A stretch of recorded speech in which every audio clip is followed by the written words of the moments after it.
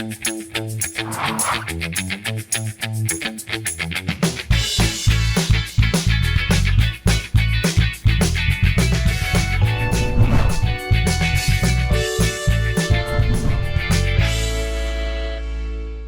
আলাইকুম প্রিয় দর্শক, দেশ এবং দেশের বাইরে যে যেখান থেকে আমাদেরকে দেখছেন চ্যানেল আয়ের পর্দায় আপনাদেরকে আমন্ত্রণ জানাচ্ছি সালাম স্টিল স্ট্রেট কাটের আয়োজনে।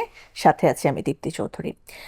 নির্বাচন ঘনিয়ে আসছে এবং বাংলাদেশের রাজনৈতিক যে মাঠ, সেই মাঠ জনগণ এবং রাজনীতিবিদ তাদের উভয়ের কারণেই বেশ গরম রয়েছে এবং এই সময়ে আমরা আসলে সকল কণ্ঠস্বরকে শুনতে চাই, যদিও সবগুলো আমাদের আসলে পসিবল হয় না।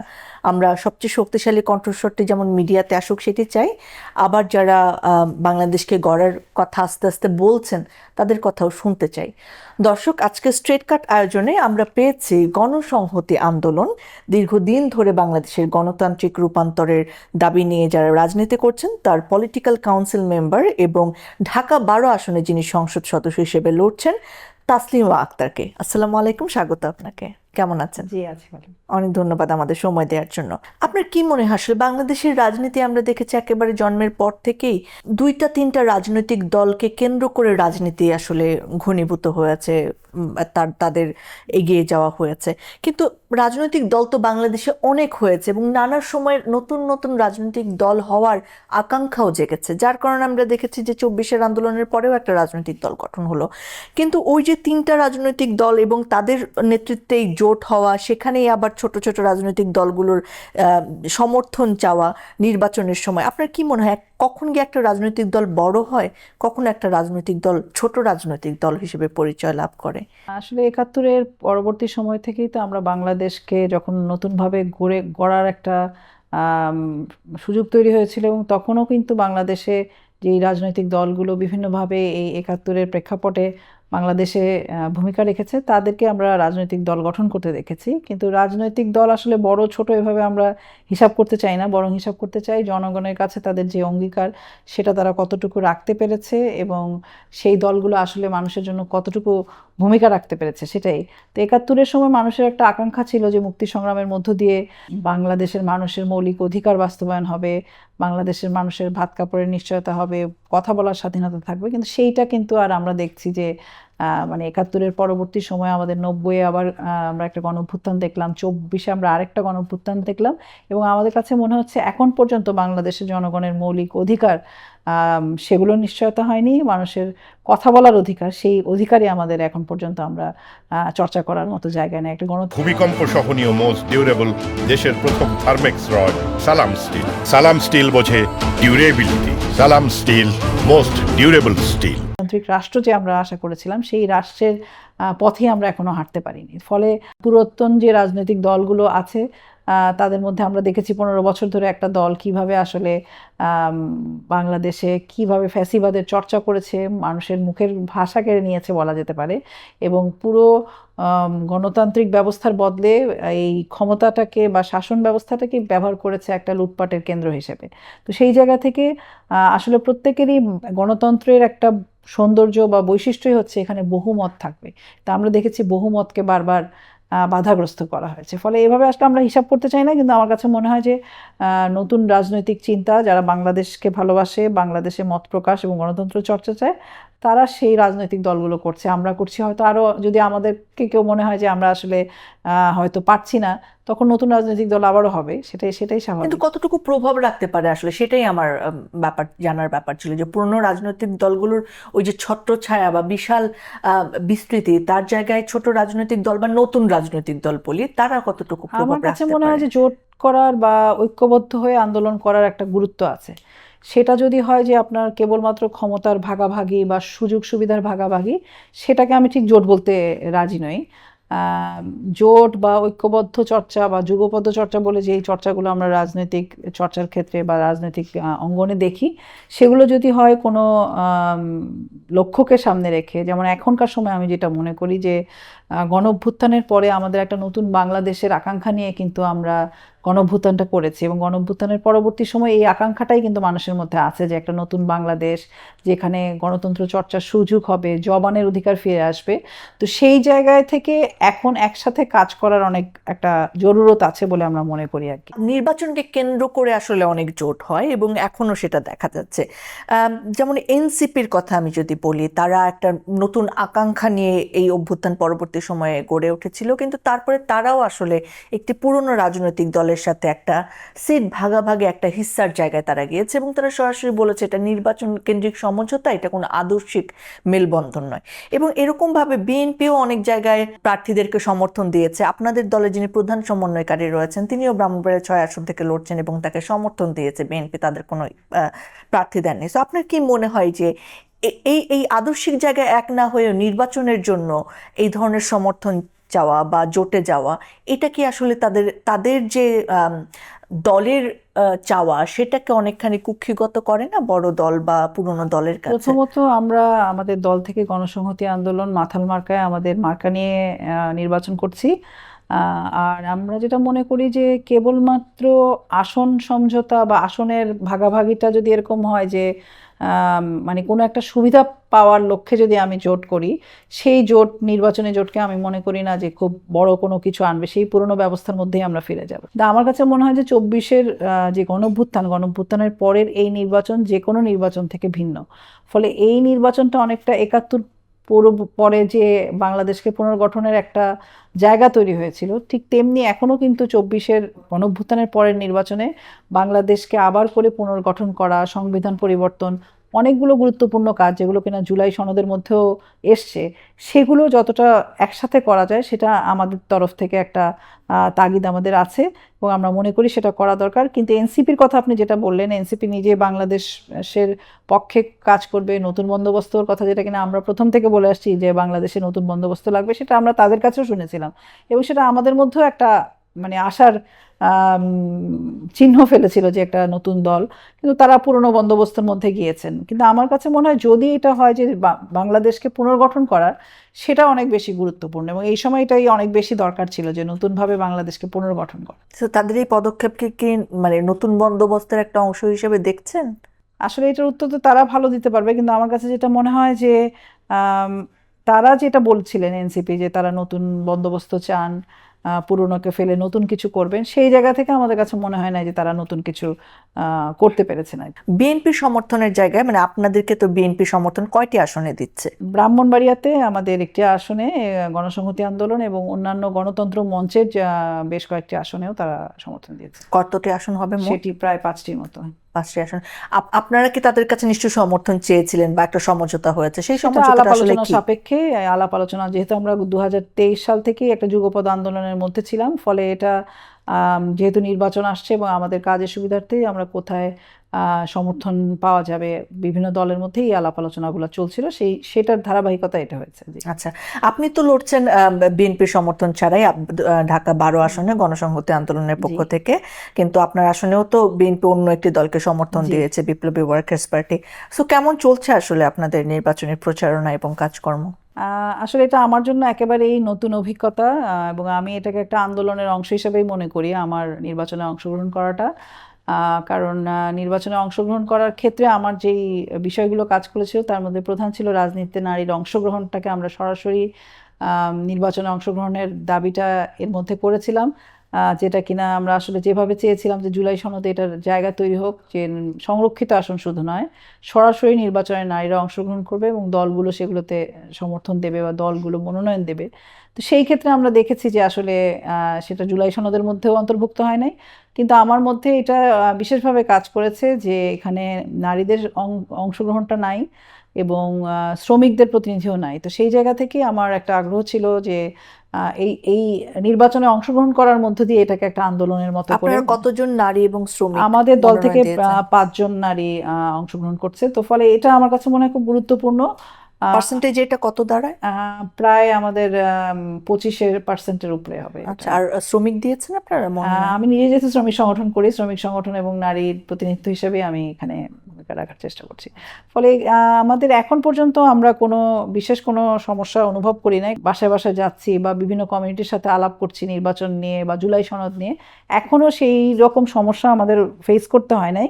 কিন্তু আমি এটা আঁচ করতে পারি যে আসলে নারীকে ঠিক নেতৃত্ব হিসেবে ওইভাবে দেখা হয় না, এবং কোন দল সমর্থন করছে সেগুলো নিয়েও আসলে অনেক রকম হিসাব নিকাশ হয়। ফলে এই হিসাব নিকাশ ছাপিয়েই আমার মনে হয় যে জনগণের কাছে যাওয়া, তাদের কথা শোনা, সেই চেষ্টাটা আমরা সর্বোচ্চ করছি। বড় জোটগুলোর কথা যদি আমি আবার একটু যাই, যেমন জামায়াতে ইসলামের পক্ষ থেকে কোনো নারী প্রার্থী দেওয়া হয়নি, তাদের জোট থেকে আছে, এনসিপি যেমন দিয়েছে। বিএনপির পক্ষ থেকেও 300 আসন যদি তারা দিয়ে থাকেন, 9 জন আছে এখন বেগম খালেদা জিয়ার মৃত্যুর পরে। সো এটাকে আপনি কিভাবে দেখছেন? আসলে বড় রাজনৈতিক দলগুলো বা পূর্ণ রাজনৈতিক দলগুলো নারীর অংশগ্রহণটাকে কি আলাদাভাবে জোর দিচ্ছেন না, নাকি আসলে তারা গড়পড়তা যাকে যোগ্য মনে করছেন? ভূমিকম্প সহনীয় মোস্ট ডিউরেবল দেশের প্রথম থার্মেক্স রড সালাম স্টিল। সালাম স্টিল বোঝে ডিউরেবিলিটি। সালাম স্টিল মোস্ট ডিউরেবল স্টিল। তাকেই দিচ্ছেন। রাজনৈতিক দলগুলোর সদিচ্ছা অবশ্যই গুরুত্বপূর্ণ, এবং রাজনৈতিক দলগুলোই দিন শেষে সংসদে যায়, আইন প্রণয়ন করে। এবং সেই জায়গা থেকে যদি আমরা মনে করি যে রাজনৈতিক দল মানে কি, রাজনৈতিক দলে যত বেশি নারীদের উপস্থিতি বাড়বে তত বেশি কিন্তু নারীদের সংসদে যাওয়ার প্রসঙ্গটা আসবে। আমরা প্রথম থেকে বলছিলাম যে এখানে অনেক আগে থেকে ছিল 33% অন্তত সকল রাজনৈতিক দলে থাকতে হবে, এবং সেই জায়গা থেকে আমরা বলেছিলাম যে সরাসরি নির্বাচনে আমরা নারীদেরকে দেখতে চাই 33%। সেটা নিয়ে ঐক্যমত্য কমিশনে অনেক আলাপ আলোচনা, অনেক তর্ক বিতর্কর পর সেখানে মাত্র 5% সবাই একমত হলেন। কিন্তু সেখানেও আমরা দেখলাম যে সার্বিকভাবে যদি আমরা হিসাব করি যে এবার নির্বাচনে কত পার্সেন্ট অংশগ্রহণ করছে, সেখানে দেখা গেছে মাত্র 3.6% নারী অংশগ্রহণ করছে। তো সেটাও আমার কাছে মনে হয় যে এখন পর্যন্ত বাংলাদেশের যে দৃষ্টিভঙ্গিতে আসলে রাষ্ট্র পরিচালিত হয়, নারীদেরকে যেভাবে দেখা হয়, সেই জায়গায় পরিবর্তনগুলো আসে না, এবং সেই পরিবর্তনটা তখনই আসবে যখন নারীরা আসলে অংশগ্রহণ করবেন। ফলে নারীর যে পরিচয়, সেই পরিচয়ের ক্ষেত্রে আমার মনে হয় তার নাগরিক পরিচয়টা নিয়ে জনগণের সামনে আসা, সমাজে ভূমিকা রাখা, রাষ্ট্রে ভূমিকা রাখা, এইটা রাখতে গেলে নারীকে অনেক বাধা ডিঙায় আসতে হবে। কিন্তু দিন শেষে আসলে মানুষ তো দেখতে চায় আমরা কি কাজটা করলাম। তো সেই জায়গায় আমার মনে হয় নারীদের ভূমিকাও খুব গুরুত্বপূর্ণ। মানে রাজনৈতিক দলে নারীর উপস্থিতির বাড়ার সাথে সাথে এই জায়গাটার বদল হওয়া সম্ভব। 5ই আগস্টের পরে ধর্মভিত্তিক রাজনীতির একটা মানুষ বলে যে তাদের সুদিন চলছে বা তাদের রাজনীতি করার ফিল্ড এখন খুবই উর্বর। সেই জায়গায় একটু জানতে চাই যে মানে বেশিরভাগ প্রশ্নই নারীদের নিয়ে কি করবেন, এটা এখন ভাগাভাগির জায়গায় চলে গেছে। মানে বলা হয় যে ডানপন্থী রাজনীতি আসলে নারীরা অনেকখানি অবরুদ্ধ হবেন বা তাদের অগ্রগতি বাধাগ্রস্ত করা হবে, যদিও এটা তাদের মত না, মানে অভিযোগের জায়গাটা আমি বলছি। এবং মানে উভয় পক্ষই নারীদের জন্য কি করবেন তারা, এইটা একটা বড় ট্রাম্প কার্ড। আপনার কি মনে হয় যে মানে ডানপন্থা, বামপন্থা কিংবা মধ্যমপন্থা, মানে সেটার উপর ডিপেন্ড করে নারী আসলে তার কাজের জায়গায় বা রাজনীতিতে বা পলিসি মেকিংয়ে কেমন ভূমিকা রাখবে, নাকি সেটার সঙ্গে আরো অন্য অনেক কিছু জড়িত? আমার কাছে মনে হয় নারীর প্রথম পরিচয় হওয়া উচিত যে সে নাগরিক। ফলে সেই জায়গা থেকেই আসলে কোন দল কিভাবে বিবেচনা করছে সেটা দেখার বিষয়। আপনি যেটা বলছিলেন যে এখানে মধ্যপন্থা বা ডানপন্থা, এই সমস্ত জায়গায়ও যদি আমরা বিচার করি, আসলে নারী এক সমাজের অর্ধেক অংশই হচ্ছে নারী, ভোটারের অর্ধেক অংশ নারী। তাকে যদি দল বা রাষ্ট্র যদি নাগরিক হিসাবে মর্যাদা না দেয়, সেটা তার কাজের মধ্যেই প্রতিফলন হবে। ফলে কিছু কিছু বিষয় আছে, এটা অনেকটা অ্যাসিড টেস্টের মতো। ফলে নারী প্রশ্নে আসলে রাজনৈতিক দলগুলো কি ভাবছে, সেটা সেই দলের আসলে সেই দল কতটুকু গণতান্ত্রিক, কতটুকু এগিয়েছে, সেটার মাপকাঠি কিন্তু এই নারী প্রশ্ন দিয়ে যেমন বোঝা যাবে, তেমনি শ্রমিক প্রশ্ন দিয়েও বোঝা যাবে। ফলে তাদের ভূমিকাটা আসলে সেখান থেকে বোঝা যায়। তারা বলছেন অথচ মানে অনেক চটকদারি কথা বলছেন যে নারীরা ভোট দিতে পারবেন, নারীরা শিক্ষা গ্রহণ করতে পারবেন, হজ করতে পারবেন, কিন্তু নারীরা প্রার্থী হতে পারবেন কিনা সেই বিষয়ে কিন্তু আমরা স্পষ্ট কোনো জায়গা দেখতে পাচ্ছি না। অনেকগুলো রাজনৈতিক, মানে আপনি দেখতেই পাবেন যে এখানে জামাত ইসলামের কোনো প্রার্থী নাই। এনসিপিতে আমরা অনেক নারী দেখেছিলাম, তাদেরও এখন মানে যেভাবে আমরা আশা করেছিলাম সেখানে দেখা গেছে অনেকেই সেই জায়গায় নাই। সেটা দিয়ে কিন্তু বোঝা যায় যে আসলে দলগুলো কতটুকু আগাচ্ছে, এবং এটার সাথেও আমি মনে করি যে নারীদেরকেও একটা অগ্রণী ভূমিকা রাখতে হবে। আমার মনে হয় যে আমাদের উপস্থিতিটা, আমাদের সেটা সমস্ত জায়গায়, মানে নীতি নির্ধারণের জায়গায় নারীর উপস্থিতিটা যত বেশি বাড়বে, তত বেশি নারীর যোদ্ধা পরিচয়টা আসবে বা নাগরিক পরিচয়টা আসবে, সেটাই অনেক বেশি জরুরি। এবং এই কাজে রাজনৈতিক দলের মধ্যে ভূমিকা রাখার জন্য নারীকেও কিন্তু একেবারে ঘর থেকে শুরু করে সংগ্রামটা ওই সংসদ পর্যন্তই করতে হবে। গণতান্ত্রিক রূপান্তর নিয়ে আপনারা দীর্ঘদিন ধরে লড়াই করছেন, রাজপথে বলেন বা পলিসি মেকিং এর জায়গায়। সেই জায়গায় একটুখানি বলেন যে 5ই আগস্টের পরে আপনি এই পথটিকে আসলে কেমন করে দেখছেন? 5ই আগস্টের পরে এটা আমাদের মধ্যে তো অবশ্যই এটা অস্বীকার করার সুযোগ নাই যে আমাদের মধ্যে একটা নতুন আকাঙ্ক্ষা তৈরি হয়েছে, এবং আমরা আশা করছি যে বাংলাদেশটাকে হয়তো আমরা নতুনভাবে পুনর্গঠন করতে পারবো। একই সাথে আমি এটা মনে করি, যেহেতু এটা একটা গণ অভ্যুত্থান, এবং এই গণ অভ্যুত্থানে তরুণরা অংশগ্রহণ করেছে, নারীরা অংশগ্রহণ করেছে, শ্রমিকরা অংশগ্রহণ করেছে, এবং অনেকে প্রাণ দিতে হয়েছে।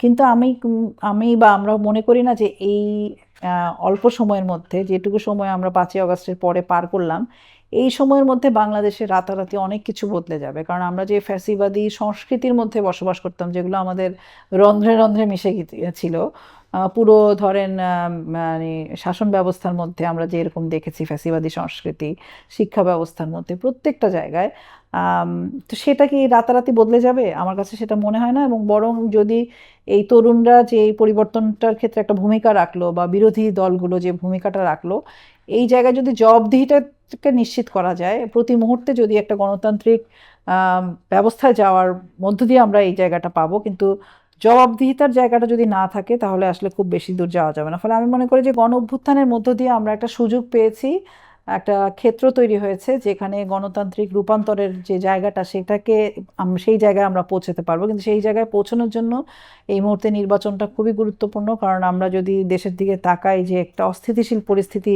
সেখানে বিরাজ করছে। এখানে অনেক মানুষ বেকার হয়েছে গত 1 বছরেরও বেশি সময় ধরে। শ্রমজীবীর সংখ্যা আরও বাড়ছে, অনেক কলকারখানা বন্ধ হচ্ছে, মানে এক ধরনের অর্থনৈতিকভাবেও একটা অস্থিতিশীল পরিস্থিতি আছে।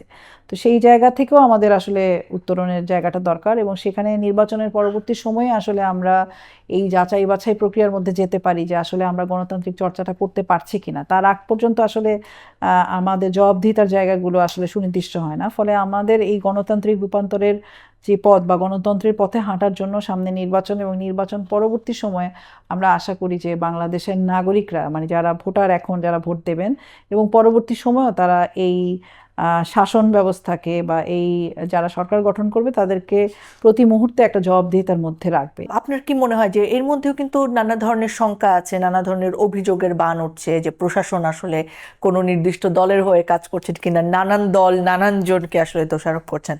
আপনি আসলে কি ঝুঁকি দেখছেন এই সুষ্ঠু নির্বাচনের পথে? কি বাধা দেখছেন, কি চ্যালেঞ্জেস দেখছেন? শঙ্কা উদ্বেগ আসলে প্রথম থেকেই ছিল, মানে এটা ধাপে ধাপে বদলেছে। আমরা প্রথম দিকে দেখছিলাম কিছু কিছু দল বলছিল কিছুতেই আমরা নির্বাচন হতে দেব না, বা নির্বাচন হবে না, নানা সূত্রে তারা বলছিলেন। পরবর্তী সময়ে আমরা দেখলাম যখন একটু নির্বাচনের মধ্যে যাচ্ছি, তখন আমরা হাদি হত্যার মতো ঘটনা দেখলাম। কারণ বাজারে একটা আরেকজন তরুণকে আমরা প্রাণ চলে গেল, তার দেখলাম আমরা। ডেইলি স্টার, প্রথম আলোর মতো গণমাধ্যমকে আমরা পুড়ে ছাই হতে দেখলাম।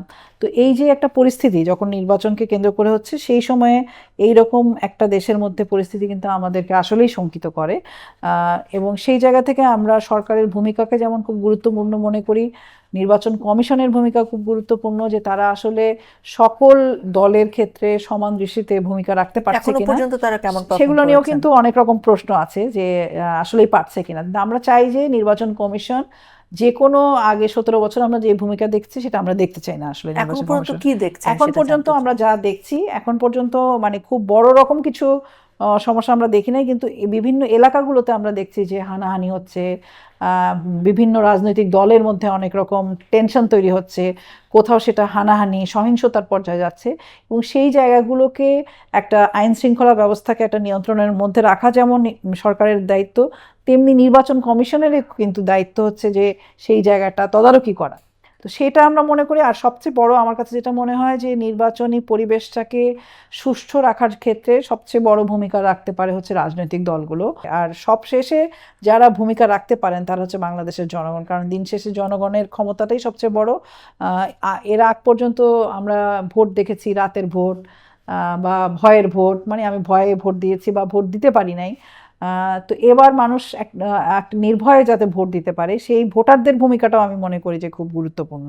একজন প্রার্থী হিসেবে আপনি তো আসলে মাঠে যাচ্ছেন, আমাদের অনেকের থেকেই বেশি যাচ্ছেন, মানে প্রার্থী যারা রয়েছেন আপনারা, যে ন্যারেটিভ আসলে আমরা শুনি, অনেক বক্তা, আলোচক, বিশ্লেষক বলেন যে আওয়ামী ভোটারদের আসলে কি হবে, যে একটা এত পার্সেন্ট ভোট আছে আওয়ামী লীগের, অনেকে বলেন, আবার বলেন অনেকে যে না এটা নেই।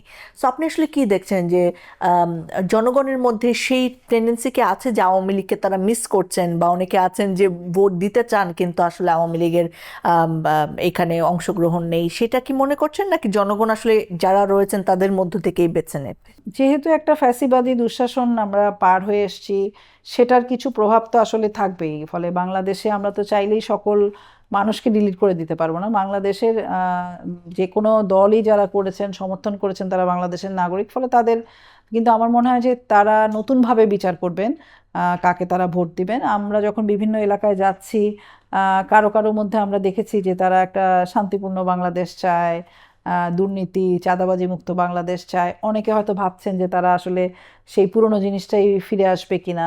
এখানে বিভিন্ন দলের মানুষ থাকতে পারে, কিন্তু আমার কাছে মনে হয় যে বাংলাদেশে নতুনভাবে আসলে বাংলাদেশকে গঠন করার ক্ষেত্রে, নতুন আকাঙ্ক্ষার বাংলাদেশ তৈরি করার ক্ষেত্রে ভোটাররা নতুনভাবে চিন্তা করবেন আর কি। সো এরকম একটা আছে যে আমরা অংশগ্রহণমূলক নির্বাচনের কথা, মানে ইনক্লুসিভ। ভূমিকম্প সহনীয় মোস্ট ডিউরেবল দেশের প্রথম থার্মেক্স রড সালাম স্টিল। সালাম স্টিল বোঝে ডিউরেবিলিটি। সালাম স্টিল মোস্ট ডিউরেবল স্টিল। ইলেকশনের কথা বলে এসেছিলাম, এবং এখনো পর্যন্ত রাজনৈতিক একটা বয়ান তো এরকম যে ইনক্লুসিভ নির্বাচন হতে গেলে আসলে আওয়ামী লীগের ভোটার বা তাদের প্রার্থীদেরকে বাদ দেওয়াটা কতটা যুক্তিযুক্ত, যদিও মানে তাদের কৃতকর্মের জন্য এবং তাদের এই বিচার প্রক্রিয়ার পরে তাদের অংশগ্রহণ তো অফকোর্স একটা নানা ধরনের প্রশ্নবোধক চিহ্ন আছে।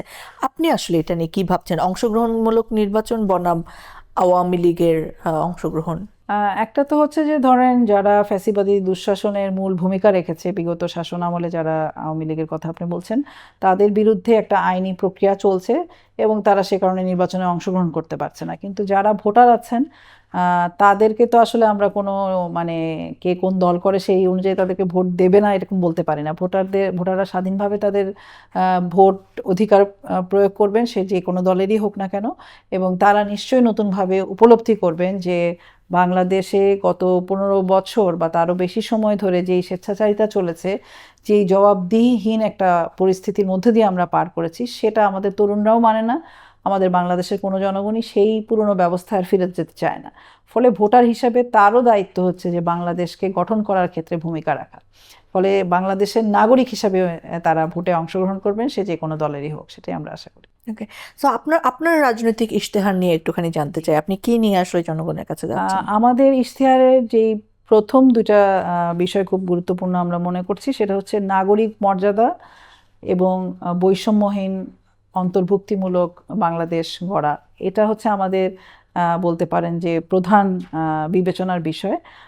বাংলাদেশে যেই ধর্মেরই মানুষ হোক, যেই বর্ণের মানুষ হোক, যেই শ্রেণীর মানুষ হোক, সকলেই যাতে নাগরিক মর্যাদা পায়, এটা হচ্ছে আমাদের প্রথম চাওয়া। কিন্তু আমরা যখন আমি প্রার্থী হিসাবে যখন ঢাকা 12-তে বিভিন্ন মানুষের সাথে কথা বলতে গিয়েছি, তখন আমরা দেখেছি এই নাগরিক মর্যাদা, বৈষম্যহীন বাংলাদেশ, অন্তর্ভুক্তিমূলক বাংলাদেশ, যেগুলো আমরা গণঅভ্যুত্থানের পরে অনেক বলছি, তার পাশাপাশি সাধারণ মানুষ অন্য কিছু তাদের প্রতিদিনের জীবনের কথা বলছে। সেই জায়গা থেকে আমাদের কাছে মনে হয়েছে যে বাংলাদেশে দ্রব্যমূল্যর ইস্যুটা খুবই গুরুত্বপূর্ণ, এবং একই সাথে একজন নাগরিক তার যে সেবাগুলো পাওয়ার কথা রাষ্ট্রের কাছ থেকে, সেগুলো যখন সে পায় না, তখনও কিন্তু তার জীবনটা একটা মানে খুব অস্থিতিশীল অবস্থার মধ্যে পড়ে যায় বা অনিশ্চিত অবস্থার মধ্যে পড়ে যায়। সেই জায়গা থেকে ধরেন গ্যাস, বিদ্যুৎ, পানি, এই জিনিসগুলো নিরাপদভাবে যে তারা সরবরাহটা পাচ্ছে সেটা না। আর আরেকটা বিষয় নিয়ে আমরা খুব কথা আমরা বলছি, এবং প্রত্যেকটা জায়গায় আমি যতগুলো জায়গায় গেছি, কেউ মুখ ফুটে বলছে, কেউ বলছে না, সবাই বলছে দুর্নীতি মুক্ত, চাঁদাবাজ মুক্ত একটা বাংলাদেশ চায়। তো সেই জায়গাটাও আমার কাছে ইশতেহারের মধ্যে আমরা বাংলাদেশের পরিবেশ এবং ঢাকার পরিবেশের ক্ষেত্রে যাতে, যেহেতু ঢাকা 12 একটা খুব গুরুত্বপূর্ণ জায়গা, সেখানে কিভাবে পরিবেশটাকে চাঁদাবাজ মুক্ত, দুর্নীতিবাজ মুক্ত করা যায়, সেগুলো যেমন আমাদের থাকবে। আমাদের শিক্ষার প্রশ্নটা থাকবে, কারণ আমাদের মানে এখন পর্যন্ত আমাদের শিক্ষার যে মানটা আমরা দেখছি বা শিক্ষার যে ব্যয়টা দেখছি, সেই ব্যয়টা আসলে নাগরিকের নাগালের মধ্যে নাই, আর যেই মানটা আছে সেই মানটা দিয়েও আমরা দেখতে পাচ্ছি যে কর্মসংস্থানের সুযোগ থেকে শুরু করে অন্যান্য যেই সুবিধায় তরুণদের পাওয়ার কথা সেগুলোর অনেক ঘাটতি আছে। আর সে জায়গাও আমরা অ্যাড্রেস করছি। আমরা নারীদের কথা বিশেষভাবে মনে করি যে নাগরিক হিসেবে তাদের মর্যাদার বিষয়টা থাকা দরকার, নিরাপদ শহর যাতে তারা পায় এবং কর্মপরিবেশের ক্ষেত্রে যাতে যৌন নিপীড়ন মুক্ত একটা কর্মপরিবেশ থাকে, সেটা দীর্ঘদিনের আন্দোলন, সেটাও আমরা আমাদের ইশতেহারে রাখতে চাই। এবং খুব গুরুত্বপূর্ণ যেটা, বাংলাদেশের যারা ভোটার রয়েছেন বা বাংলাদেশের যে জনগোষ্ঠী তাদের মধ্যে বড় অংশই হচ্ছে শ্রমজীবী মানুষ। সেই শ্রমজীবী মানুষের যদি ভাত কাপড় বা মৌলিক অধিকার নিশ্চিত না থাকে তাহলে তারা কিন্তু কোনো সচেতন সিদ্ধান্ত নেওয়ার ক্ষেত্রে বারবার পিছলে পড়েন। তো সেই জায়গা থেকে আমরা যেটা মনে করি যে জাতীয় ন্যূনতম মজুরি সেটা খুবই জরুরি। বাংলাদেশে বিভিন্ন সেক্টরের শ্রমজীবীদের যারা স্বীকৃত শ্রমিক তাদের মজুরি আছে, কিন্তু প্রায় 8 কোটি শ্রম গোষ্ঠীর মধ্যে 85% হচ্ছে ইনফর্মাল সেক্টরে, যাদের বেতন ভাতা কর্মঘণ্টা কোনো কিছুর কোনো ঠিক নেই। ফলে আমরা বলছি যে আমাদের ইশতেহারে যে আমরা জাতীয় ন্যূনতম মজুরি যাতে হয় সেটার জন্য আমরা উদ্যোগ গ্রহণ করব, এবং সমকাজে সমমজুরি, নারী পুরুষ লিঙ্গ ভেদে যাতে কোনো মজুরির ফারাক না হয়, ধর্ম ভেদে যাতে মজুরির ফারাক না হয়, সেই জায়গাগুলোকেও আমরা নিশ্চিত করতে চাই। কিন্তু নাগরিক মর্যাদা এবং বৈষম্যহীন বাংলাদেশ, এটা হচ্ছে আমাদের প্রধান বিবেচনার বিষয়। অ্যাজ এ পলিটিশিয়ান আপনি কি মনে করেন যে এবারের নির্বাচনের জনগণের মন জয় করায় বা জয়ী হওয়ায়, দায়িত্বপ্রাপ্ত হওয়ায় কোন ফ্যাক্টরগুলো সবচেয়ে বেশি গুরুত্বপূর্ণ ভূমিকা পালন করবে? আমরা দেখি যে রাজনৈতিক নেতৃবৃন্দরা অনেক প্রত্যাশা, অনেক অঙ্গীকার দিচ্ছেন, অনেক শপথ করছেন, কিন্তু সেগুলো হয়তো রাখতে পারছে না। আমাদের নারীরা যারা নির্বাচনে আসছেন অনেক সময় তারা পারবে না, তারা আসলে যথেষ্ট যোগ্য কিনা, মানে পুরুষ নেতৃত্বের সাথে নানানভাবে হিসাব করা হয়। কিন্তু আমার কাছে মনে হয় যে দিন শেষে আসলে আমরা কি করতে পারলাম সেটাই আসলে জনগণ দেখতে চায়। ফলে আমাদের কাজের মধ্য দিয়ে সেটা প্রমাণ করা উচিত। এবং আমি আমাদের যারা নারী ভোটার আছেন, দর্শক আছেন, তাদেরকেও বলবো যে বাংলাদেশটাকে গড়ার জন্য আমাদের আসলে এখন কাজ করার সময়, এবং আমাদের অনেকটা পথ পাড়ি দিয়ে আসতে হবে। এটা আমাদের অনেক সংগ্রামের পথ, এবং শেষ পর্যন্ত কথার থেকে হয়তো কাজটাই আমাদের বেশি করতে হবে, এবং কাজটাই মানুষ দেখবে। অনেক ধন্যবাদ আপনাকে আমাদের সময় দেওয়ার জন্য। অনেক ধন্যবাদ। ধন্যবাদ প্রিয় দর্শক, আপনারা যারা সঙ্গে ছিলেন। নির্বাচনকে সামনে রেখে যে রাজনৈতিক পথ চলা রয়েছে সেটি একটি সুস্থ রাজনীতির আমাদেরকে উপহার দেবে, সেটাই আমাদের চাওয়া। এবং নির্বাচন সুষ্ঠু হয়ে তারপরের যে বাংলাদেশ আসবে সেই বাংলাদেশটিও আমাদের স্বপ্নের হবে, এই প্রত্যাশা শেষ করছে আজকের আয়োজন। আবার দেখা হবে, আবার কথা হবে। Thank you.